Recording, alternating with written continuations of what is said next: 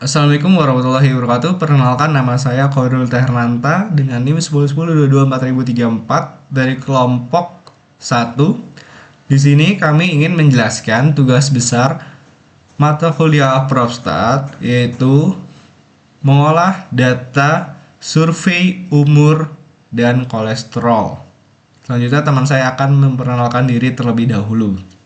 Perkenalkan, nama saya Kade Agus Krisnanda Satria Paundra dengan NIM 1010224000018. Perkenalkan, nama saya Muhammad Dwi Septian dengan NIM 101022400005.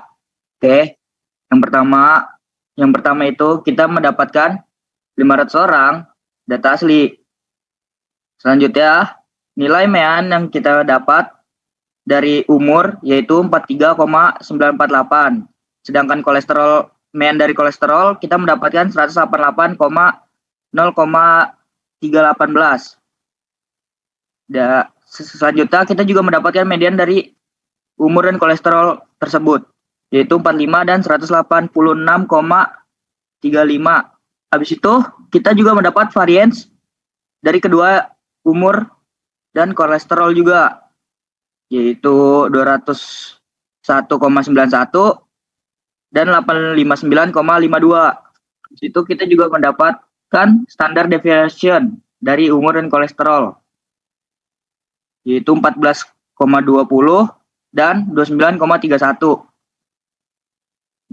Selanjutnya kita juga mendapatkan grafik umur dalam bentuk histogram dan grafik kolesterol dalam bentuk block spot.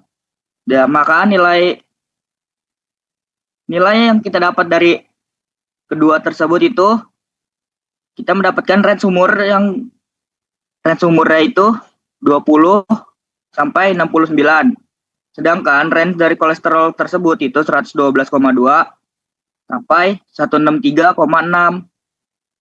Oke. Begitu dari saya. Selanjutnya dilanjutkan oleh teman saya. Oke. Selanjutnya itu ada data random sample. Data random sample ini diambil dari 5 data asli dan kita membuatnya 30 kali percobaan. Setelah itu dari 30 kali percobaan itu setiap satu kali percobaan akan mendapatkan average age dan average kolesterol. Sebelumnya saya akan menjelaskan data ini merupakan data yang tidak tetap atau selalu berubah-ubah sewaktu-waktu. Nah, karena data yang berubah-ubah, maka dari itu kita membuat semua rumus di dalam Excel ini full otomatis. Dalam kata lain, jika data sampel berubah-ubah, maka output dan hasil yang keluar juga akan berubah. Selanjutnya, itu saya bakal ngejelasin gimana sih cara kita mendapatkan nilai mean dan median. Itu dengan cara kita bagi dua antara age dan kolesterol. Untuk bagian yang age, kita akan mendapatkan 30 average age dari percobaan tadi. Dan data itu kita hitung menjadi mean dan median sehingga menghasilkan nilai yang terdapat pada Excel. Nah, selanjutnya untuk data kolesterol, rumusnya sama seperti mencari age tadi. Yang membedakan hanya dari kedua tersebut adalah dari data average-nya saja. Selanjutnya, presentasi akan dilanjutkan oleh teman saya. Baik, selanjutnya di sini saya akan menjelaskan di sini ada histogram dari si umur population. Dia bentuknya seperti ini. Dan di sini untuk box plotnya, grafik box plot dari kolesterol levelnya. Dan dari dua data ini saya membuat grafik histogram juga untuk kedua datanya. Dan ini untuk grafik sketcher antara age dan kolesterol. Dia menghasilkan di Y min 0,4282x plus 198,53 dan R pangkat 2 sama dengan 0,0387. Selanjutnya saya juga mau bikin ulang, yaitu ada di sini ada average-nya, average age yaitu 43,84 dan average kolesterol di 179,713. 34228. Dan di sini ada slope. Slope itu dari data B ini yang age dari data 1 sampai 500 dan C 1 sampai 500 mendapatkan slope di minus 0,09031735 dan kita mencari intercept. Interceptnya kita dapat dari nilai tadi juga dari age 1 sampai 500 dan kolesterol 1 sampai 500 kita dapat intercept di 60,07502,702. Dan selanjutnya kita cari korelasi. Korelasinya kita ambil dari data ini juga, data age dan kolesterol, mendapatkan korelasi hasil di minus 0,196662691 dan Y sama dengan A plus BX. Dan kita di sini ada mendapatkan predict kolesterol for age dari hasil average age yang ini, mendapatkan Y 179,4299 mg per dl. Baik, selanjutnya kita jelaskan. Di sini ada conclusion. Conclusion kita bagi menjadi 3, yaitu ada statistik deskriptif, temuan CLT, dan ketiga hubungan antara usia dan kolesterol. Yang pertama yaitu statistik deskriptif.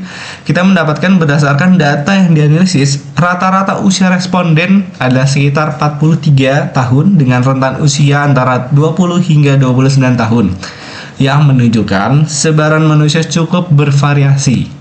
Rata-rata kadar kolesterol berada di sekitar 182 mg per dl dengan nilai minimum sekitar 122 mg per dl dan maksimum mencapai 254 mg per dl. Standar deviasi kadar kolesterol relatif lebih besar dibandingkan standar deviasi usia, yang menunjukkan bahwa variasi kadar kolesterol antar individu lebih tinggi dibanding variasi usia.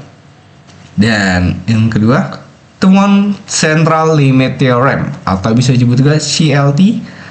Histogram rata-rata sampel usia dan kolesterol menunjukkan pola distribusi yang mendekati distribusi normal. Hal ini sejalan dengan teorema limit pusat atau Central Limit Theorem yang menyatakan bahwa distribusi rata-rata sampel akan mendekati normal apabila ukuran sampel cukup besar terlepas dari bentuk distribusi populasi awalnya.